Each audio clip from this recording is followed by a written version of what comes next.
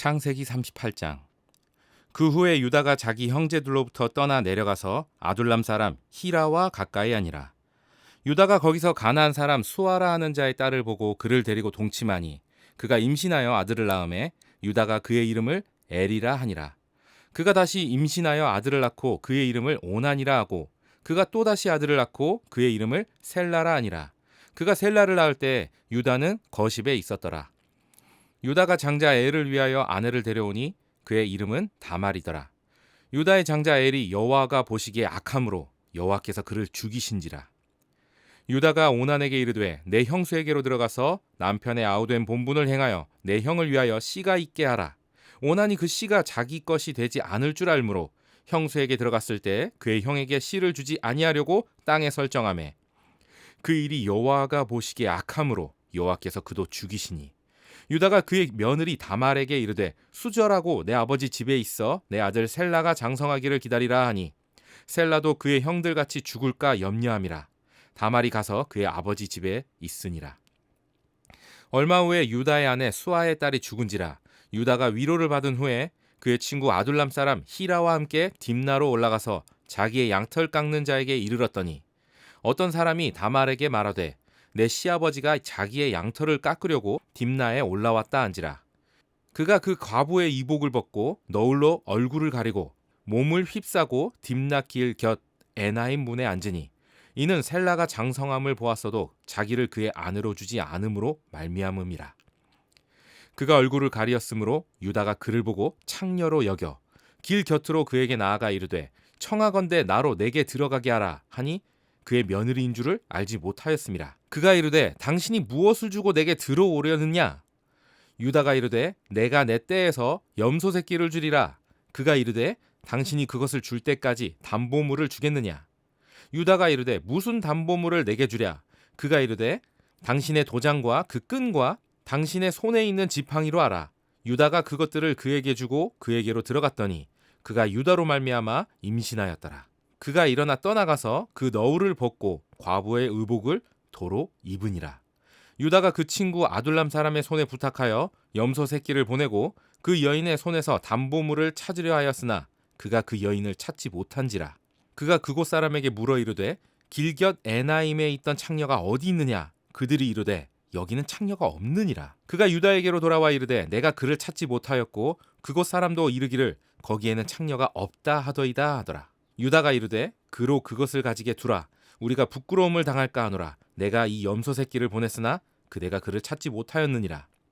석 달쯤 후에 어떤 사람이 유다에게 일러 말하되 내 며느리 다말이 행음하였고 그 행음함으로 말미암아 임신하였느니라. 유다가 이르되 그를 이끌어 불사르라. 여인이 끌려나갈 때 사람을 보내어 시아버지에게 이르되 이 물건 임자로 말미암아 임신하였나이다. 청하건대 보소서 이 도장과 그 끈과 지팡이가 누구의 것이니이까 한지라. 유다가 그것들을 알아보고 이르되 그는 나보다 옳도다. 내가 그를 내 아들 셀라에게 주지 아니하였음이로다 하고 다시는 그를 가까이 하지 아니하였더라. 해산할 때 보니 쌍태라. 해산할 때 손이 나오는지라. 산파가 이르되 이는 먼저 나온 자라 하고 홍색 실을 가져다가 그 손에 메었더니 그 손을 도로 들이며 그의 아우가 나오는지라.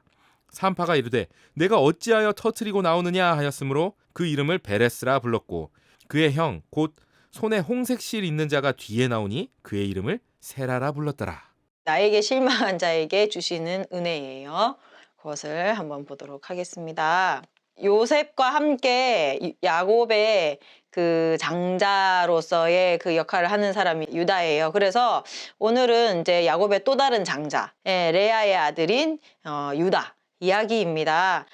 얘가 갑자기 왜 나오나? 제가 방금 말씀드린 대로 요셉 이야기와 함께 등장하는 이유는 야곱의 두 장자 중에 한 명이기 때문이에요. 그래서 야곱의 그 장자들의 이야기가 계속 진행되고 있다라는 그 관점에서 봤을 때 유다의 이야기가 등장하는 것이 그렇게 어색하지 않다. 오히려 그게 자연스럽다. 요셉이 요셉이 장자의 몫을 취했죠. 그러니까 요셉의 두 아들이 야곱의 아들처럼 여겨지면서 그 이스라엘의 12지파 중에 2지파를 차지한다. 그래서 장자의 두 몫을 요셉이 차지한다라고 말씀을 드렸어요.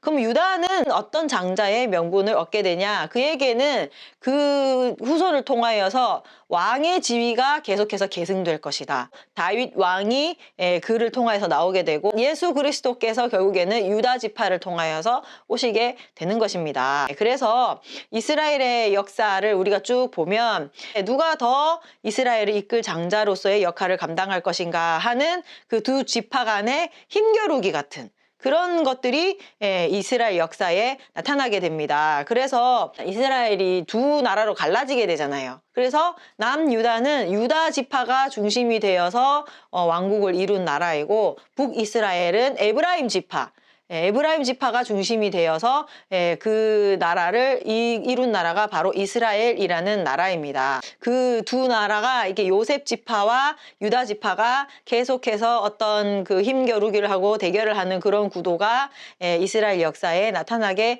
된다. 그래서 우리가 왜 이렇게 이스라엘이 이렇게 두 나라가 나눠지게 되고 이러한 일이 왜 일어나게 됐나 하는 그 역사적인 배경을 우리가 여기를 통해서 이제 알 수가 있는 거예요. 요셉 이야기와 유다 이야기를 통해서 알 수가 있는 거예요. 그래서 이런 이스라엘의 역사적 배경을 이 무엇인가 하는 것을 알고 성경을 보면 더 잘 이해가 됩니다. 이런 가운데서 그러면 야곱의 또 다른 장자인 유다 지파의 시작은 어떻게 되는가를 오늘 살펴보고 그 가운데서 일하시는 하나님의 섭리가 무엇인가 하는 것들을 오늘 한번 살펴보도록 하겠습니다. 오늘 유다와 다말이 주인공으로 등장을 하게 되죠. 그 어떤 나라를 막 건국하고 막 어떤 그 왕의 그 시조인 사람이 하늘의 뭐 아들이고 뭐 이렇게 뭐 아래서 태어나고 다 신적인 어떤 그런 기원을 가지고 있고 막 이제 이런 모습들을 우리가 종종 봅니다. 우리나라뿐만이 아니고 우리가 봤던 그리스 로마 신화 그런 데도 보면은 다 이제 막 뭐 신의 아들, 뭐 제우스의 아들이고 막 뭐 아무튼 신의 아들인데 그 사람들이 대단한 영웅들이 되어가지고 뭐 나라를 세웠다 하는 이야기들 우리가 들었잖아요. 그죠?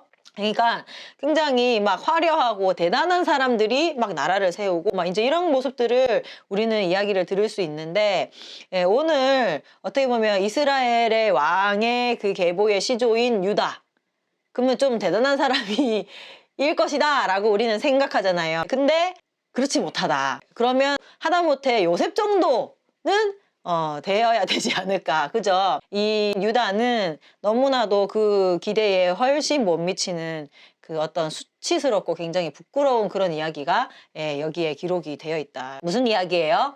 유다가 가나안 여인과 결혼했다. 그래가지고 엘과 오난과 셀라라는 세 아들을 낳았다. 그런데 이제 애를 위하여서 다말이라는 그 여자를 며느리로 삼고 그 다말을 엘에게 주었다, 유다가. 근데 그 엘이 하나님 앞에 무슨 죄를 지었는지 모르겠는데 굉장히 악했던 거 봐요. 그래가지고 하나님께서 그 애를 그냥 심판해 버리셨어요. 그래서 요절을 해버린 거죠. 죽었어요, 그냥. 아무튼 다말은 결혼을 했지만 자식이 없는 채로 그냥 과부가 돼버린 거죠. 그죠? 그래서 이제 유다가 그때 당시에 그 어떤 풍습을 따라서 동생이 그 형의 이름을 잇도록 하기 위해서 둘째 오난에게 그 형수를 아내로 삼아라 라고 했어요. 그랬는데 이제 또 오난은 자기가 이제 그 형수와 결혼해서 동침을 할 때에 그 생긴 자녀가 자신의 자녀가 되지 않을 것임을 알고 땅에다가 설정을 했다. 근데 뭐 그럴 수도 있지 않냐라고 생각을 하는데 그 동기가 하나님 보시기에 굉장히 악했다는 거죠. 그래서 그 동기가 어떤 동기예요? 일단은 그때 당시에 그 연약한 자의 그 가문을 세워줄 형의 가문을 세워주는 것이 어떻게 보면은 미덕이고 그 선한 일인데 그 일을 나는 하기 싫다라고 했다는 거죠. 그죠? 그리고 또 한 가지는 어떻게 보면 하나님의 그 백성의 가문이 계속해서 이어져야 되는데 그 하나님의 뜻을 이루지 못하게 되는 그러한 이제 엄청난 하나님의 뜻에 반하는 그러한 일을 저질렀다라고 볼 수가 있습니다. 그래서 오난도 하나님 보시기에 매우 악한 그 마음의 중심을 하나님이 보시고 오난도 하나님이 그냥 죽여버렸어요. 그래서 다말은 자식을 갖지 못한 채로 또 과부가 또 되어 버린 거죠. 그죠? 그래서 이제 셀라는 그때 당시에 좀 어렸던 것 같아요. 마지막. 아들, 유다의 아들, 셋째 아들. 그래가지고 장성할 때까지 기다려라 라고 하면서 다말을 자기의 그 친정에 보내버린 거죠. 근데 아무리 기다려도 그 아시아버지로부터 연락이 없는 거예요. 그리고 다말이 가만히 보니까 셀라가 장성했는데도 불구하고 자신을 그 셀라의 아내로 주지 않는 거죠. 그러면은 이제 다말이 어떻게 하기로 결정을 했냐? 그래서 이제 다말은 자기 자신을 이제 창녀로 변장을 했어요. 창녀로 변장을 하고 시아버지를 유혹하기로. 그렇게 이제 마음을 먹게 된 거죠. 그래가지고 이제 과부의 옷을 벗고 창녀로 자기 얼굴을 가리고 막 이제 화려한 옷을 입고 그 이제 시아버지가 딥나에 양털 깎으러 온다라는 소문을 듣고 거기에서 이제 창녀로 변장을 해서 그 유다를 유혹하는 거예요. 근데 마침 그때 당시 이제 유다의 아내가 죽음을 맞이하여서 장사까지 치르고 그래서 이제 그 친구에게 위로를 받고 그리고 이제 양털을 깎으러 온 이제 그런 상황인 거예요. 그래서 이제 외롭고 한 그 어떤 그 유다를 이제 다말이 유혹하는 거죠. 유혹하여서 유다는 창녀인 줄 알고 그죠? 그 다말에게 이제 들어가기로 하는데 이제 그 창녀는 이제 돈을 받고 몸을 파는 이제 직업이기 때문에 그래서 다말이 나를 위하여서 무엇을 주겠냐라고 했더니 염소 새끼를 그럼 내가 주겠다라고 유다가 약속을 했어요. 근데 지금 당장 염소 새끼가 없으니까 그러면 그것을 받을 때까지 내가 담보물로 무엇을 받을 수 있냐 다말이 그러면 당신의 그 끈과 그리고 도장과 지팡이를 달라. 나중에 이제 염소 새끼와 교환하기로 이제 그렇게 했어요. 이제 유다가 다말에게 들어갔어요. 들어갔는데 이제 다말은 이제 그 시아버지로 인하여서 이제 임신을 하게 되죠. 그죠? 그리고 이제 다시 도로 과부의 의복을 입고 이제 자취를 감추게 돼요. 그래서 유다가 이제 그 이후에 이제 염소 새끼를 이제 창녀에게 주기 위하여서 그 친구를 통하여서 부끄러웠나 봐요. 자기가 직접 찾아다니기는. 그래서 그 친구를 통하여서 그 창녀에게 염소 새끼를 주고 담보물을 받아오려고 했는데 아무리 찾아봐도 없어. 없어. 그래서 물어봤더니 그 동네에는 창녀가 없다. 이제 이런 소식을 듣게 되고, 그 부끄럽기 때문에, 그냥, 우리는 찾지 못했으니 할 수 없다라고 하면서 그 일을 이제 마무리 지으려고 합니다. 근데 그러고 나서 한 3개월 후에, 그 며느리 다말이, 행음하여서 임신했다라는 소식을 듣게 되는 거죠. 유다가. 그래서 유다는 이제 그 자기의 그 며느리가 간음했다라고 여기면서 불살라라 벌을 내리게 됩니다. 그런데 이제 다말이 끌려가는 중에 이제 사람을 보내가지고 유다에게 이야기를 하는 거죠. 내가 이 물건의 임자로 말미암아서 내가 임신하였다. 근데 가만히 딱 보니까 유다는 아무도 못 알아보는데 유다는 딱 알아보는 거죠. 자기 물건인 거를 딱 알게 되는 거죠. 그러고 나서 유다가 딱 이제 깨달은 거죠. 그 창녀가 사실은 다말이었구나. 그리고 그 자신이 그 셋째 아들을 그 다말에게 주지 않음으로 인하여서 다말이 자손을 잇기 위하여서 이러한 행동을 했다라는 것을 깨닫게 되고 그 다말을 용서해 주게 되는 거죠. 그래서 다말의 행위를 자신보다 옳다라고 말하면서 용서해주게 됩니다. 그래서 다말은 유다를 통하여서 쌍둥이를 낳게 됩니다. 그 쌍둥이가 누구예요? 베레스와 세라. 그죠? 베레스를 통하여서 다윗의 가문이 일어나게 된다 하는 이제 이야기가 오늘의 이야기가 되는 것입니다. 여러분, 다윗의 조상 그리고 예수 그리스도의 조상들이라고 하기에는 좀 많이 부족하죠. 전혀 아름답지 못한 이야기예요, 이 얘기가. 그 이야기들을 우리가 한번 정리를 해보자면은 첫 번째는 유다가 그 가나안인과 친분을 가진 것부터가 일단 옳지 못한 거예요. 1절부터 뭐예요? 그 후에 유다가 자기 형제들로부터 떠나서 그러니까 그 가족들의 그 어떤 공동체에서 떠난 거예요, 유다가. 떠나서 그 아둘람 사람 히라와 가까이 지냈다. 가나안 사람이에요. 히라와 가까이 지내면서 거기서 가나안 사람 수아라 하는 자의 딸, 그러니까 수아라는 사람의 딸을 보고 그를 데리고 가서 동침했다. 가정의 그 어떤 울타리를 떠나서 그 가나안 사람과 친하게 지내고 그리고 그 중에서 여인을 선택을 해서 동침하고 결혼을 했다.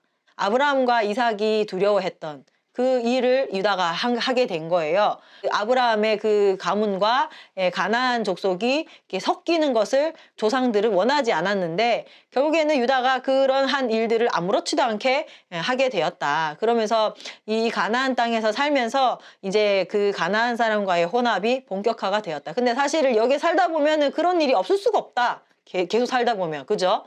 그렇긴 하지만 유다는 그 가문의 순결성에 대하여서 전혀 생각하지 않고 자기 마음대로 했다. 그리고 또 두 번째로 보면은 그 가나안 여인을 통하여서 얻게 된 그 아들들이 굉장히 악한 자들이었다. 그러니까 유다가 어떻게 보면 그 아들들에게 그 아브라함의 믿음을 제대로 전수해주지 못했다는 거죠. 그죠? 제대로 전수해주지 못하고 본인도 똑바로 못 살고 자기 아들들도 굉장히 악한 자들이 되었다. 어떻게 보면은 가나안 족속의 그 문화 속에 살면서 가나안인의 어머니의 교육을 받으면서 살다 보면 그럴 수도 있을 것 같아요. 악을 행하고 하나님 안에서 옳지 못한 자로서의 삶을 살면서 전혀 언약의 후손으로서의 다운 그런 삶을 살지 못했다. 그러니까 그러한 삶을 살도록 유다가 그 자식들을 교육하지도 못했다 하는 것을 우리가 볼 수가 있어요. 그래서 결국에는 그들이 악하여서 하나님 앞에 심판당하는 지경에까지 이르게 되는 굉장히 좋지 못한 그런 모습이 유다의 가문에 나타나고 있어요. 그리고 또 세 번째는 언약의 후손들이 번성하는 것. 그러니까 아브라함을 통하여서 이삭과 야곱과 그리고 그 이후에 본인들 그리고 그 이후에 자손들로 인하여서 번성하는 것. 그러니까 언약의 후손들이 번성하는 것에 대하여서 관심이 없었고 자신의 막내 아들의 안위에만 관심이 있었다. 그거를 더 걱정을 했다. 그래서 셀라를 통하여서 후손을 봐야 되는데 그 형들처럼 될까봐 다말에게 장가를 보내지 않았다는 거죠. 그리고 또 네 번째 보면은 자신의 어떻게 보면은 육체적인 욕구를 충족하기 위하여서 창녀를 찾았고 그 실수로 자기의 며느리와 근친상간을 하게 되는 그런 결과가 나타나게 되었다. 그러니까 봤을 때 조금 윤리적으로도 문제가 있기도 하고 그리고 또 하나님 앞에 심판받고 죽고 그냥 죄와 실수와 문제투성이가 어떻게 보면 유다 집안의 모습이었다. 라는 것을 우리가 볼 수가 있어요. 진짜 별로잖아요. 하나님 예수 그리스도가 이러한 가문에서 태어난다는 것은 정말 별로잖아요. 여기서 우리는 유다가 얼마나 잘못을 했는지 그것을 말하려고 하는 것이 아니에요. 유다는 잘한 부분도 있거든요. 사실은 그 유다가 장자가 아니에요. 제일 첫 번째 장자는 누구일까요? 르우벤. 그럼 둘째는 누구냐? 시므온. 그리고 셋째가 레위. 그런데 이들이 왜 장자로서의 그 명분을 얻지 못했냐면 르우벤은 아버지의 첩을 취했어요. 시므온과 레위는 무엇을 잘못했냐면 여동생 디나가 그 세겜 족속의 추장의 아들에게 그 강간당했을 때 시므온과 레위가 할례를 빙자하여서 그 사람들이 되게 아플 때 찾아가가지고 칼로 다 죽여버렸잖아요. 그 온 성읍 사람들을 굉장히 비겁하게 죄를 범한 사람만 보복을 한 것이 아니고 그곳에 살고 있는 성읍에 살아 모든 사람들 다 죽여버리는 엄청난 폭력과 악을 행했다. 그래서 시므온과 레위도 그 장자의 명분에서 박탈당하게 돼요. 그러니까 이들은 굉장히 좀 그 하나님 보시기에 심각한 악을 저질렀다면 유다는 그 정도까지는 아닌 거예요. 그리고 그 아버지를 설득해서 베냐민을 데리고 가는 그 역할을 하기도 하고 그리고 또 요셉이 자신을 숨기고 베냐민을 감옥에 넣으려고 할 때 유다가 그렇게 하면 안 된다고 차라리 내가 대신 들어가겠다고 얘기를 하기도 하고 그러면서 유다가 자기 가족을 위해서 희생하는 그런 모습들이 보여요. 그러니까 좋은 모습들도 있다는 거죠. 그럼에도 부족한 부분들이 많았다. 죄악된 부분들이 많았다. 이 이야기를 통하여서 유다의 본성, 유다의 성향이 무엇인가 하는 것을 우리가 보아야 한다는 것이죠. 그것은 한마디로 이야기를 하자면 하나님의 뜻, 언약의 후손 이런 거에 관심이 없었다. 내가 원하는 대로 살았다라는 것이에요. 내가 원하는 대로 가난한 여자를 취하고 내가 원하는 대로 살고 내가 원하는 대로 그 셋째 아들을 보호하고 내가 원하는 대로 그냥 그렇게 살았다는 거예요. 그래서 유다는 하나님의 뜻, 하나님의 후손을 이어가는 그 하나님의 계획, 그런 것이 중요한 것이 아니고 그냥 내가 원하는 것이 무엇인가, 내가 하고 싶은 게 뭔가, 내가 나 자신의 안위는 무엇인가, 여기에 더 집중했다는 겁니다. 그래서 어떻게 보면은 그 며느리 다말보다도 훨씬 옳지 못한 모습을 보인 것이 유다의 모습이다라고 할 수가 있어요. 이것이 사람의 기본적인 본성 이라는 것을 우리가 기억을 해야 돼요. 이게 사람의 본성이다. 하나님보다 나를 먼저 생각하는 것. 그것이 사람의 본성이다. 우리가 유다 이야기를 하니까 유다 진짜 되게 별로네. 유다는 진짜 죄 많은 사람이네라고 생각할 수 있을지도 모르지만 사실은 유다만 그런 게 아니에요. 우리가 그 존중하는 아브라함, 이삭, 야곱도 다 마찬가지였어요. 자신의 안위를 위하여서 하나님의 약속하신 언약의 후손을 잘 이어나가지 못하게 하는 치명적인 문제들을 많이 일으켰어요. 알잖아요. 아브라함이 가는 곳마다 자기 아내를 뭐라고 말했다고요? 누이라고 속여가지고 지금 성경에 기록된 것만 2번이나 사라가 그 이방 사람의 아내가 될 뻔한, 그것이 그냥 마누라를 버렸다 이 정도 수준의 문제가 아니라 하나님이 사라를 통하여서 언약의 후손을 주겠다라고 약속하셨는데 그 약속이 이루어지지 못하게 만드는 굉장히 심각한 문제를 일으켰다는 거예요. 근데 아브라함만 그런 게 아니고 이삭도 그랬어요. 이삭도 아시죠? 야곱은 아예 천성 본성 자체가 자기의 그 이익을 위하여서 머리를 굉장히 굴리는 사람이었잖아요. 그죠? 여러분, 우리는 유다만 그런 게 아니고 우리는 모두 다 기본적으로 하나님보다 나를 먼저 생각한다. 동의하시죠? 저도 마찬가지예요. 근데 중요한 것은 그러한 내 본성 때문에 하나님의 뜻이 이루어지지 못할 위기들이 많이 발생한다는 겁니다. 그래서 이러한 사람들 가운데서 하나님의 나라를 이루시는 하나님이 어떻게 보면 위대하시다. 그러한 사람들 가운데서 하나님의 사랑과 그 은혜가 빛을 발하고 하나님의 뜻을 이루시는 그 하나님이 대단하시다 하는 것을 우리가 발견하게 된다는 것이죠. 여러분, 사람은 다 이렇게 부족한 존재다. 그래서 우리가 이걸 알아야 돼요. 사실은 성경에 보면 위대한 인물들 많잖아요. 그리고 또 그들의 삶을 우리가 본받고 그들의 순종을 우리가 본받아야 하는데 우리가 먼저 주목해야 할 것은 그 사람이 아니고 하나님이다 라는 사실이에요. 하나님이 그렇게 하셨다. 그러니까 이 사람들이 아브라함이, 이삭이, 야곱이, 유다가, 요셉이 대단한 일을 한 것이 아니고 그 사람들이 그러한 대단한 일을 하기 이전에 하나님이 이 죄인들을 변화시키시고 사용하셨다. 그래서 그 은혜가 너무 놀랍다. 그 능력이 너무나도 대단하다 하는 것을 우리가 기억해야 한다는 것이에요. 우리 사람은 다 모두가 죄인이고 모두가 타락한 자예요. 모두가 다 하나님보다 나를 생각하는 사람입니다. 시편에 우리의 모습에 대해서 명확하게 지적을 하고 있습니다. 시편 14장 2절에서 3절 말씀을 보면 이렇게 되어 있습니다. 여호와께서 하늘에서 인생을 굽어 살피사 지각이 있어서 하나님을 찾는 자가 있는가 보려고 하신즉 다 치우쳐서 함께 더러운 자가 되고 선을 행하는 자가 없으니 하나도 없도다. 로마서 3장 23절에서 24절 찾아보세요. 로마서 3장 23절에서 24절. 네, 23절에서 지금 뭘 얘기를 하고 있는 거예요? 모든 사람이 죄를 범하였음에 하나님의 영광에 이르지 못했다. 모두가 다 죄를 범하여서 하나님의 영광에 이르지 못하였고 선을 행하는 자가 없으니 하나도 없다라고 이야기를 하고 있습니다. 여러분, 아무리 위대한 사람이라도 그 사람도 죄인이에요. 그걸 아셔야 됩니다. 하나님보다 내가 더 중요한 사람들입니다. 우리 모두는 하나님보다 내가 더 중요해요. 그래서 이 사람들 가운데서 하나님 일하시기 위하여서 이 사람들을 하나님께서 변화시키신 것이다. 많잖아요. 아브라함도 있고, 요셉도 있고, 모세도 있고, 진짜 다윗도 있고, 아까 말한 다니엘도 있고, 욥도 있고, 베드로도 있고, 사도 바울도 있고, 많잖아요. 그런데 이 모든 사람들이 사실은 다 죄인이다. 유다와 같은 연약한 부분들이 다 있는 사람들이다. 그들이 특별한 것이 아니고 우리와 같은 연약한 죄인들이다라는 것을 우리는 기억할 수 있어야 돼요. 우리와 똑같은 감정을 가지고 있고 생각을 가지고 있고 우리와 똑같은 이기적인 본성을 가지고 있었던 그런 사람들이었다라는 것을 우리가 알아야 하는 것입니다. 그런데 하나님께서는 이러한 죄인들 가운데서 하나님의 뜻을 이뤘다는 것이죠. 여러분, 그게 놀라운 거예요. 그게 놀라운 거예요.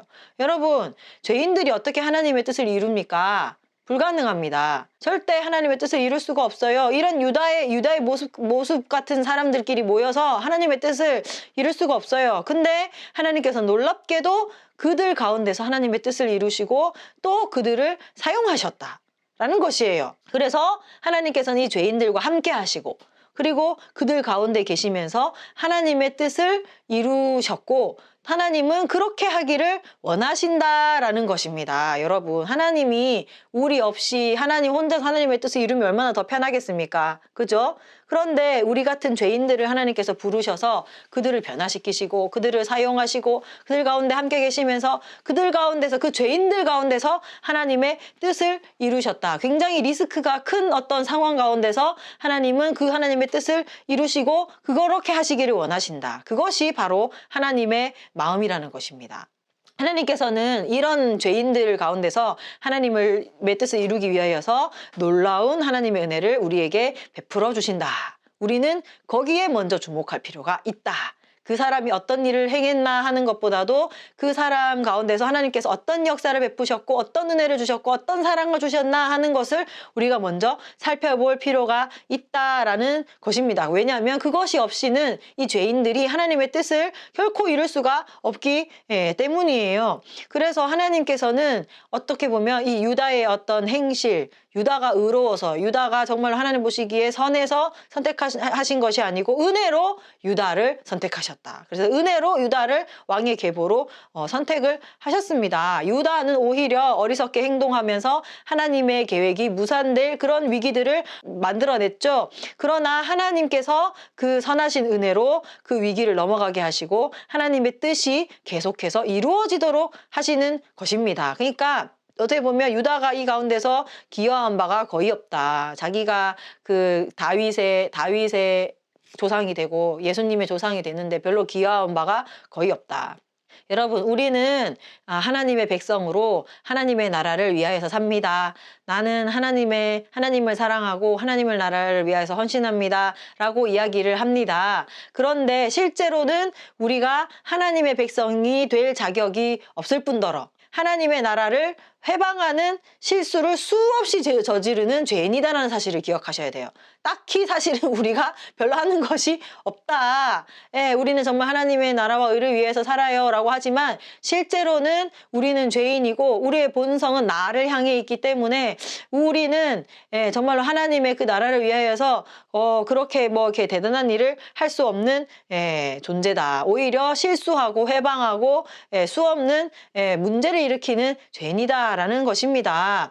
여러분, 일단은 우리가 구원받는 것부터 내가 한 것이 없어요. 하나님의 자녀가 되는 것부터 내가 한 것이 없습니다. 우리가 구원받는 그것이 내가 어떤 정당한 행위를 해서 내가 어떤 옳은 일을 행해서 그래서 하나님의 자녀가 된 것이 아니고 값없이 정말로 믿음으로 그냥 의롭다 함을 받아서 하나님의 백성이 되었다는 사실을 우리가 기억을 해야 돼요. 그래서 로마서에 보면 이렇게 나와 있어요. 로마서 3장 27절에 보면 그런즉 자랑할 데가 어디 있냐?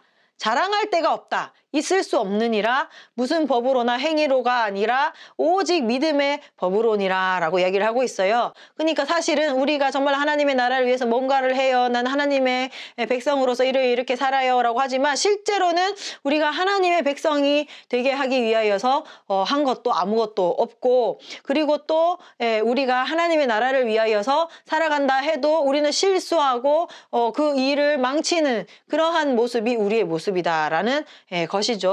우리가 오래 신앙생활을 하다 보면 교회에서 이렇게 앞장서는 역할도 하고 리더도 하고 이렇게 하다 보면은 하다 보면 어느 순간 우리가 착각합니다. 뭘 착각하냐? 나 정도면 괜찮다. 나 정도면 괜찮지. 다른 사람들보다는 내가 죄를 덜 짓고 살지. 또는 내가 그래도 남들보다는 뭐가 낫기 때문에 하나님께서 나를 사용하시는 것이다. 라고 큰 착각을 합니다. 여러분, 그런 착각하시지 않습니까? 예? 저는 그런 착각을 많이 해요. 예, 그런 착각을 많이 합니다. 근데 사실은요, 내가 여기까지 온 것은 하나님의 사랑과 은혜예요. 하나님의 사랑과 은혜, 유다 같은 나에게 하나님께서 은혜를 베푸셔서 실패하는 그런 망하는 삶을 살 수밖에 없는 나에게 망하지 않고 실패하지 않는 그 결과가 이루어질 수 있도록 하나님께서 도와주셨다. 그래서 우리를 기다려 주시고 또 우리의 모든 그 실수들을 수습해 주시고 인도해 주셔서 은혜 베푸셔서 여기까지 온 것이다라는 사실을 우리가 깨닫고 그 하나님의 손길을 우리가 발견해야 할 줄로 믿습니다. 여러분, 은혜로 변화된 지금의 모습이 아니고 원래 내가 어떤 사람인지를 잊으면 안 된다는 거예요. 원래 내가 어떤 사람인가? 나는 실수 많고 허물 많은 죄인이다라는 것이에요. 하나님을 생각하지 않고 나를 생각하는 죄인이다라는 것입니다. 그래서 매 순간 나를 붙드시는 그 하나님의 은혜를 우리가 발견할 수 있어야 되고 감사하는 것을 잊지 말아야 돼요. 그것을 잊는 순간에 우리는 불평과 원망이 우리의 입에서 나오게 되는 거예요. 우리가 불평하고 원망한다? 그렇다는 것은 나는 죄인이고 내가 이렇게 사는 것이 다 하나님의 은혜다라는 것을 생각하지 못한다라는 증거가 될 수가 있다는 것입니다. 여러분, 우리의 삶은 실수와 실패투성입니다. 그래서 늘 주님을 의지해야 되고 주님의 도움을 구해야 돼요. 내 자신을 자랑해서는 안 됩니다. 우리는 우리 자신이 어떤 사람인지를 잊지 말아야 돼요. 우리는 유대인의 왕의 혈통이 어떻게 시작됐는지를 보면서 우리의 혈통이 무엇인지를 우리가 볼 수 있어요. 그것은 바로 보잘것없는 혈통이라는 거예요. 유대인의 왕의 혈통이 되게 보잘것없는 혈통이었다. 그래서 우리가 마태복음에 보면은 이 다말 이야기가 아주 떡하니 딱 나와 있어요. 그래서 마태복음 1장 3절에 보면 유다는 다말에게서 베레스와 세라를 낳았다라고 그게 정확하게 명시가 되어 있는 거죠. 좀 말 안 하고 지나가도 되는데 그 부분이 다말이라는 이름이 정확하게 나와 있어요. 이 다말이 누구예요? 유다의 며느리예요. 그래서 유다가 며느리를 통하여서 베레스와 세라를 낳았다. 굉장히 수치스러운 이야기가 거기에 그냥 기록이 되어 있다는 거죠. 그것뿐만이 아니고 그 예수님의 마태복음의 예수님의 족보에 보면 거기에 보면은 라합이라는 사람도 있고 롯도 있고 그리고 밧세바도 있는데 우리가 다 알죠. 이 사람들이 유대인의 관점에서 봤을 때는 굉장히 부족한 사람들이고 조금 안 나왔으면 좋겠는 사람들이라는 거 여러분들이 다 아시잖아요. 그래서 이 라합이라는 사람은 이방 사람이면서도 창녀예요. 창녀. 롯도 이방 모압 사람이고 그리고 그 남편이 죽은 과부예요. 과부. 그리고 또 밧세바는 어떤 사람이에요? 제일 지우고 싶은 다윗이 그 우리아의 아내를 취하여서 죽이고 대신 취하여서 간음하여서 낳은 그 혈통. 그게 바로 솔로몬이라는 거죠. 솔로몬. 그래서 그 마태복음에는 정말로 유대인의 왕의 혈통이 대단한 혈통이 아니고 너무 죄 많고 실수 많고 허물 많은 그런 사람들이 모여서 이루어진 것이 바로 유다의 혈통이다. 그 다윗의 혈통이고 그리고 예수님의 혈통이다라는 것을 보게 되는 거예요. 그것이 사실은 우리의 혈통이고 우리의 민낯이라는 거죠. 그게 사실은 그게 우리의 다 본성이고 우리의 족보라는 거예요. 우리의 그 어떤 시조고 우리의 시조는 결국 아담과 하와고 우리는 다 죄인이라는 거죠. 그래서 우리는 보잘것없다. 우리의 혈통은 정말로 보잘것없다라는 것을 우리가 잊지 말아야 된다. 잊지 말아야 하고 그런데 우리를 붙드시고 내가 어떤 실수를 하더라도 그 가운데서 하나님의 뜻을 이루시는 분은 하나님이시다라는 것을 우리가 기억을 해야 됩니다. 그래서 하나님의 그 사랑과 은혜, 우리를 붙드시는 사랑과 은혜 그거를 기억해야 되고 결국에는 우리는 무엇을 기억해야 되냐면 예수 그리스도의 십자가 십자가를 기억을 해야 되는 거예요. 그것밖에는 우리가 자랑할 것이 없다라는 것을 우리가 기억해야 됩니다. 그래서 갈라디아서 6장 14절에 보면 사도 바울이 이렇게 고백합니다. 그러나 내게는 우리 주 예수 그리스도의 십자가 외에는 결코 자랑할 것이 없다. 그래서 우리가 자랑할 것은 예수 그리스도의 십자가밖에 없다는 거예요. 십자가. 내가 내세울 것은 그거밖에 없다는 거예요. 내가 이렇게 하나님의 나라를 위해서 헌신하고 살고 하나님의 백성으로 하나님의 축복을 받으며 그 은혜 가운데서 살아가는 것은 내가 어떤 그 자격이 있어서 그런 것이 아니라 내가 뭔가를 하나님 앞에 잘해서 그런 것이 아니라 하나님의 은혜다. 하나님의 은혜고 주님의 십자가의 사랑으로 그 모든 것이 시작되었다라는 것을 우리가 기억해야 돼요. 우리가 사실은 그 이후에 또 순종을 하기도 하고 하나님 앞에 헌신하기도 하고 하죠. 그 모든 것을 부정하는 것은 아닙니다. 그렇지만 우리가 그러한 모습이 되기까지 하나님의 기다리심과 하나님의 은혜가 있었다는 사실을 우리가 기억해야 된다는 거예요. 내가 지금 하나님 앞에 정말로 선하게 살려고 노력하고 있습니까? 나는 원래 그런 사람이 아니에요. 나는 원래 그런 사람이 아니라 나는 내 중심적으로 생각하고 내가 하고 싶은 대로 사는 사람이었지만 하나님께서 나를 선택하시고 하나님께서 나에게 은혜를 베푸셔서 내가 실수하고 내가 망치는 일을 함에도 불구하고 하나님께서 그것을 변화시키시고 수습하셔서 하나님의 뜻을 이루어 가신 그 은혜가 더 크다라고 하는 것을 우리가 기억해야 한다는 것입니다. 그러므로 우리가 자랑할 것은 아무것도 없다. 우리의 혈통은 너무나도 죄인이다. 우리가 자랑할 것은 뭐냐? 십자가다. 십자가. 십자가 외에는 내가 자랑할 것이 없다라는 사실을 우리가 기억해야 할 줄로 믿습니다. 그러면 우리가 그래 나는 너무 죄인이야. 나는 아무것도 할 수 있는 게 없어. 라고 하면 또 어떻게 보면 너무 또 절망에 빠질 수가 있어요. 그래서 우리가 또 보아야 할 것은 뭐냐? 부족한 자를 사용하시는 하나님이십니다. 부족한 자를 사용하시는 하나님. 이러한 진리는 우리에게 너무나도 큰 소망이 되는 거죠. 여러분, 나는 부족하다 생각하십니까? 나는 자격 없다 생각하십니까? 나는 아무것도 할 수 없는 죄인이라 생각하시고 좌절하고 낙심하고 있습니까? 그들 가운데 하나님께서는 은혜를 베푸십니다. 나는 죄인이에요. 나는 아무것도 못해요. 나는 뭔가를 하려고 해도 망치고 실패하고 그것이 나의 모습이 맞고 그것이 우리의 모습이 맞습니다. 그래서 우리는 무엇을 봐야 되냐? 하나님의 사랑과 은혜를 보아야 됩니다. 여러분, 유다보다 더 연약하고 더 부족한 자가 오늘 나오는 다말이에요. 그 아버지가 누군지도 안 나와요. 그런데 이제 그 딥나 근처에 살면서 시아버지의 동향을 파악할 수 있고 내려갈 수 있었다라고 하는 그 내용을 봐서 가나안 여인이었을 것이다 라고 추정을 하고는 있어요. 그래서 이 다말이라는 사람은 여자이면서도 이방인 그리고 또 과부예요. 과부. 사실은 유다의 아들들이 악해서 하나님 앞에 심판받았잖아요. 근데 유다는 어떻게 생각했냐면 다말과 결혼하면 셋째 아들마저도 형들처럼 될 수 있다 이렇게 생각을 하고 다말에게 그 아들을 주지 않죠. 그러니까 유다 입장에서 봤을 때는 불길한 며느리인 거예요. 불길한 며느리. 그래서 정당한 그 어떤 권리를 받지 못하고 어떻게 보면 버림받은 불쌍한 과부인 거죠. 불쌍한 과부. 다말이요. 물론 자기의 시아버지를 속였어요. 창녀로 변장하여서 속이고 유혹했어요. 그것이 윤리적으로 정당하다라고는 우리가 말을 할 수는 없지만 그 다말의 동기가 음행이 아니잖아요. 그것이 아니라 그 당시의 상황에서 힘없는 과부가 할 수 있는 그 방법이 그거밖에 없었다는 거예요. 다말 입장에서는 그거밖에 없는 그런 상황이었다는 거죠. 그래서 다말이 용서받을 수가 있었던 거예요. 그래서 유다가 고백하기를 26절에 그는 나보다 옳도다. 내가 그를 내 아들 셀라에게 주지 아니하였음이로다 라고 유다도 인정했다는 거예요. 그러니까 다말이 굉장히 부족한 여인이었지만 하나님께서는 다말을 통하여서 유다의 자손의 그 씨가 이어질 수 있도록 하나님께서 사용하셨다는 거죠. 유다보다도 더 유다의 자손의 씨를 이어가는데 더 노력하고 집중한 사람이 이 다말이다. 어떻게 보면 유다보다도 더 나은 그런 행위를 하나님 앞에서 했다라는 거예요.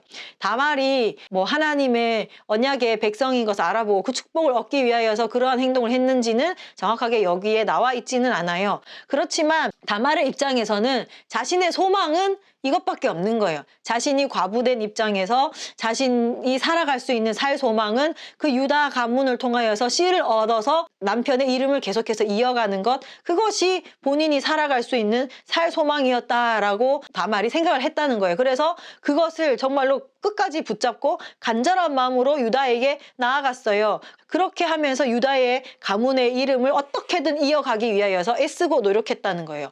그 마음을 하나님께서는 기뻐하시고 그 마음이 하나님 보시기에 받을 만한 마음이었다. 그래서 이 다말의 행동이 비난받는 행동이 아니고 나중에 룻기에 가면 축복을 받는 행동이었다라는 것을 우리가 볼 수가 있어요. 룻기 이야기 뭔지 아시죠? 보아스와 룻의 그 어떤 그 결혼 이야기가 그 룻기의 이야기잖아요. 룻을 아내로 맞이한다라고 하였을 때 장로들이 이렇게 얘기를 합니다. 룻기 4장 12절 말씀 보면 이렇게 나와 있습니다. 여호와께서 이 젊은 여자로 말미암아 내게 상속자를 주사 내 집이 다말이 유다에게 낳아준 베레스의 집과 같게 하시기를 원하노라 라고 이야기를 하고 있어요. 이게 저주가 아니잖아요. 그죠? 축복의 말을 지금 하고 있잖아요. 근데 그 가운데 다말과 유다 이야기가 이곳에 들어가게 되는 것이에요. 그래서 이 다말이 유다에게 낳아준 베레스의 집과 같게 하시기를 원한다 라고 하면서 축복을 했습니다. 그러니까 다말의 행동이 하나님께서 보시기에 합당했고, 그래서 그 다말에게 하나님께서 축복을 주셨다는 것이죠. 그래서 이 다말을 통하여서 유다는 베레스와 세라를 낳게 되고, 하나님께서는 유다의 아들들 중에서 다말을 통하여서 난 베레스, 이 베레스도 어떻게 보면 동생이거든요. 쌍둥이 중에 동생인데 하나님께서는 이 동생, 연약한 동생을 통하여서 다윗의 왕조를 주셨고 예수 그리스도의 조상이 되게 하는 축복을 다말에게 허락하셨다는 것입니다. 그래서 그 연약하고 부족한 다말을 통해서 어떻게 보면 유다를 하나님께서는 부끄럽게 하신 거죠. 유다가 솔직히 해야 되는 일을 다말이 대신했다는 거예요. 대신하게 되고 하나님의 뜻을 이루게 되었다는 것입니다. 여러분, 하나님은요, 연약한 사람을 찾으세요. 죄인을 찾으세요. 부족한 사람을 찾으십니다. 예수님께서 말씀하셨어요. 나는 의인을 찾으러 온 것이 아니고 죄인들을 부르러 왔다. 그 죄인들을 회개시키러 왔다라고 예수님께서 말씀하셨습니다. 하나님께서는 그 죄인들을 통하여서 일하기를 기뻐하신다는 거죠. 왜 그러한가? 왜냐하면 하나님은 그 죄인들이 마음이 가난하여져서 하나님을 의지하는 그 마음을 기뻐하시기 때문이에요. 그 마음을 사용하시기 때문입니다. 그래서 하나님께서는 그 연약한 자들을 통하여서 강한 자, 나는 하나님 없어도 돼 라고 말하는 그 강한 자들을 부끄럽게 하시고, 그 연약한 자들을 통하여서 하나님의 영광을 드러내시기를 하나님께서는 기뻐하십니다. 그래서 고린도전서 1장 28절에서 29절에 이렇게 나와 있습니다. 하나님께서는 세상의 천한 것들과